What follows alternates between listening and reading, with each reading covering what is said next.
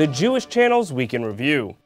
Is Iran developing nuclear weapons? Stars of stage and screen talk Jewish, where you can see the Dead Sea Scrolls this winter, and more of the Jewish news that's changing your world right now in this episode of the Week in Review.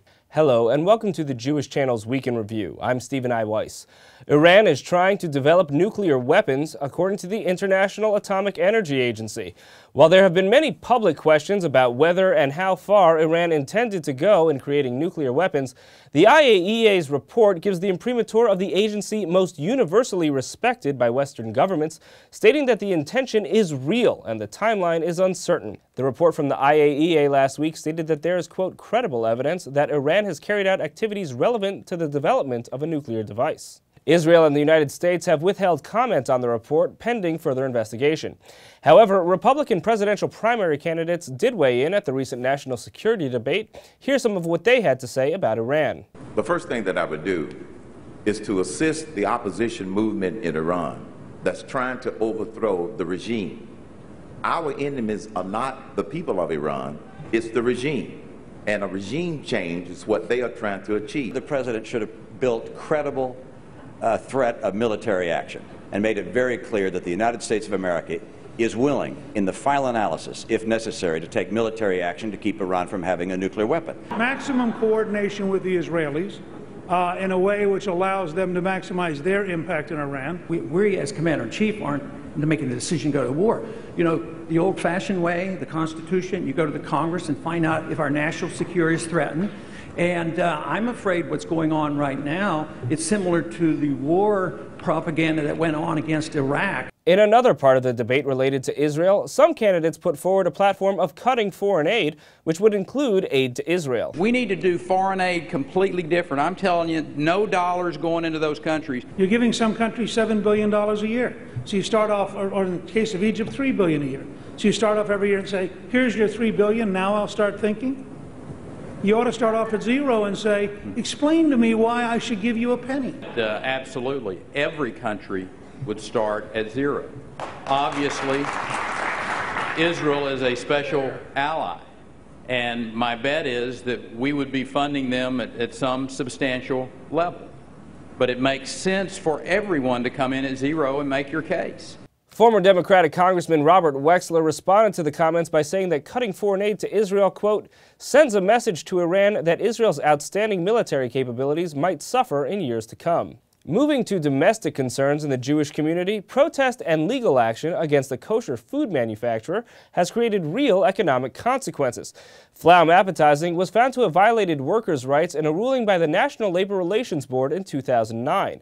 In 2010, TJC's Christian Neaton reported on communal efforts to target the factory. This week comes news that Tnuva, Israel's largest dairy company, will not renew its contract with the factory. A leader in the protests against Flaum, Ari Hart of the Orthodox social justice organization Uri L'Tzedek, told the Daily News, quote, I think Tnuva heard loud and clear the voices of kosher consumers and Jewish leaders. The 2009 ruling against Flaum found the company had paid workers below minimum wage and failed to pay overtime wages, and fired workers who complained about workplace conditions.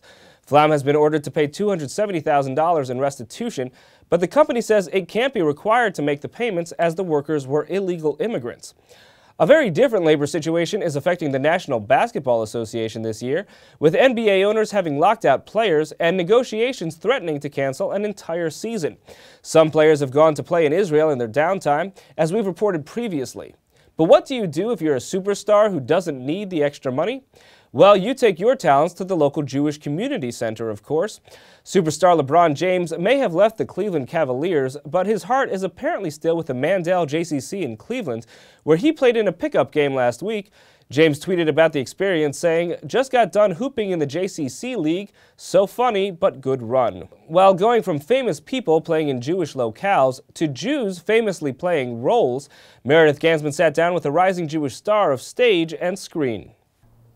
It's been a busy time for Jewish stage and screen actor Aaron Lazar. He's currently appearing with Leonardo DiCaprio in the Clint Eastwood-directed movie J. Edgar, recently reported for the Onion News Network, and regularly performs on Broadway. Yet he also found time to develop and star in a new cabaret show, The Tao of Broadway. Lazar stopped by TJC Studios to chat about this new one-man show. Coddleston pie. Fill my heart with song and let me sing for. I haven't spoken about it to like anyone, like not even my wife. So I'm like feel like I have to like protect it. But this is fine because it's an exclusive. Because this is exclusive Jewish news. I've always been looking for a way to put a show together that isn't just me singing some great songs and everybody sort of just enjoying music on that level, but there's potential to say something and to share something with people and have people feel something. Lazar explained that the cabaret was inspired by Chinese Taoist principles and his own spiritual journey. Reading it, I've been on a spiritual journey myself for the last couple of years and have actually come full circle to Kabbalah. Like going away from the religious aspect of Judaism to understand what that is. Why am I speaking in Hebrew? Why am I reading from this book? What does it all mean? With the recent premiere of The Cabaret also came the release of the feature film J. Edgar. Lazar plays David Wilentz, the first Jewish Attorney General of New Jersey, who prosecuted Bruno Hauptmann in the Lindbergh kidnapping trial. It was fun for me to be in my first big movie playing a guy who was in his first big trial. Like I was able to use a little bit of that, I think. It wasn't like I had to step in and do something as if I had been doing it forever. But before Lazar pursued an acting career, he had a very different plan. To see where Aaron Lazar's Dow in show business takes him, watch the full broadcast version of the Week in Review. Thank you, Meredith. In other Jewish screen star news, Sarah Silverman joined her rabbi sister, Susan Silverman, for a talk about Judaism this past week. Here are some of those highlights. I didn't know I was Jewish until, like, kids started blaming me for my people killing Jesus. And even then I was like, it's not like we killed baby Jesus, you know? He had quite a run. Silverman also joked about her relationship with God. My personal God is I like to pretend that my therapist can see me at all times. And Silverman shared her impressions of her first visit to Israel. I didn't like going to this Wailing Wall and there's like this much space for women and this much space for men. It filled me with rage more than connection, you know? And I think it's a little note, she gave me a piece of paper and a pen and I just wrote, "No more religion," and rolled it up and put it in. And where Susan Silverman is a rabbi related to a celebrity, another rabbi is about as close as one gets to a rabbinic celebrity in this world as a former chief rabbi of Israel. Christian Needon caught up with him recently at the 92nd Street Y. Israel's former chief rabbi, Meir Lau, took the stage at the 92nd Street Y recently to talk about his journey from being a child prisoner at the Buchenwald death camp to becoming Israel's Ashkenazi chief rabbi. Joining him was Rabbi Menachem Genack, who asked questions about Lau's new autobiography, Out of the Depths, the story of a child of Buchenwald who returned home at last. Lau expressed gratitude to the various people who had helped him survive Buchenwald and immigrate to Israel, then called Palestine, in July of 1945 at age 8. The Lord Almighty have sent many messengers, like Elias the prophets, to save me, to protect me. Many. Naphtali, my brother, he is the real hero of the story.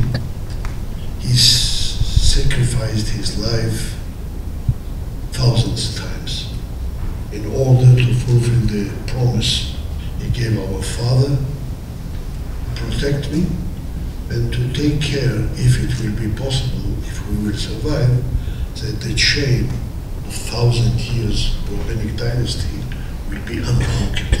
To hear more from Israel's former chief rabbi, Meir Lau, please tune into the full broadcast edition of the Week in Review. Thank you, Christian. One thing Rabbi Lau would certainly never do is officiate at a same-sex wedding, but the first ever same-sex wedding officiated by an Orthodox ordained rabbi took place last week. Rabbi Stephen Greenberg is the only Orthodox ordained rabbi ever to come out of the closet as a gay man, which he did more than 10 years ago in the pages of the Jerusalem Post. The Yeshiva University ordained rabbi has gradually increased the level of his attention to same-sex religious values, leading to this wedding between Yoni Bach and Ron Kaplan. I now pronounce you married.